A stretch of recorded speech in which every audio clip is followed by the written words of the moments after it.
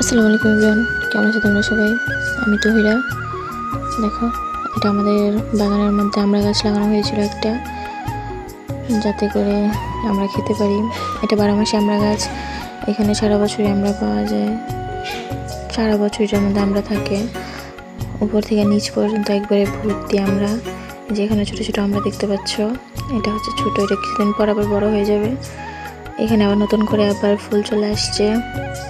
তো এটা থেকে মোটামুটি আমরা সারা বছরই আমরা খেতে পারি। আর আমরাগুলো খুবই মজার, টক হয় না একটুও। এটা একবার অনেক মিষ্টি টাইপেরই হয়, ভেতরে যে বিচিটাও পাওয়া যায় না, এরকম একটা অবস্থা, খুবই মজার।